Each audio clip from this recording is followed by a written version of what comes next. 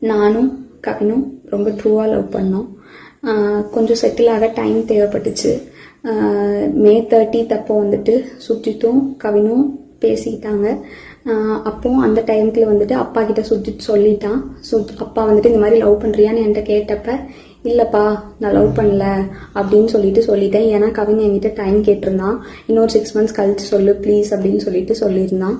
அதனால வந்துட்டு நான் வந்துட்டு அப்பா கிட்ட அன்னைக்கு சொல்லலை. அதுக்குள்ளே நெக்ஸ்ட் அப்கமிங் மந்த்துக்குள்ளே இப்படி ஆயிடுச்சு. 2 பேருக்குள்ளே என்ன கான்வர்சேஷன் போச்சுங்கிறது தெளிவாக தெரியாது. ஆனால் கவினுக்கு ஃபோன் பண்ணி சுஜித் வந்துட்டு பொண்ணு கேட்க வாங்க, இவ மேரேஜ்க்கு மூவ் பண்ணாதான் அடுத்து என்னோட ப்ரொஃபஷனை பார்க்க முடியும் அப்படின்னு சொன்னான் அப்படிங்கிறது எனக்கு தெரியும் கண்டிப்பாக. அதுக்கப்புறமா வந்து 27 என்ன நடந்துச்சு அப்படின்னா, அன்னைக்கு கவின் வராங்கிறது எனக்கு தெரியாது. நான் 28 ஈவினிங் தான் வர சொல்லியிருந்தேன். அவங்க தாத்தாக்கு தலையில் சூச்சர்ஸ் இருந்ததுனால நான் வந்துட்டு ரூம் பார்த்துட்டு அட்மிட் பண்ணணும்னு யோசிச்சிருந்தேன்.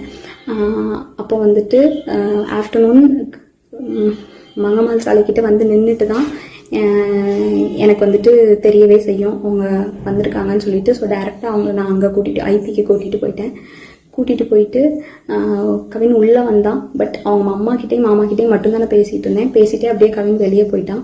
அங்கேருந்து கிளம்புறப்பந்தான் அவங்க அம்மாவும் கிளம்புறப்பந்தான் கவின் எங்கே அப்படிங்கிறதே நாங்கள் யோசித்தோம். நான் ட்ரீட்மெண்ட் ப்ரொசீஜர்ஸ்லாம் எக்ஸ்பிளைன் பண்ணிகிட்டு இருந்தேன். அப்போ யோசிச்சுட்டு நான் வந்துட்டு சொன்னேன்.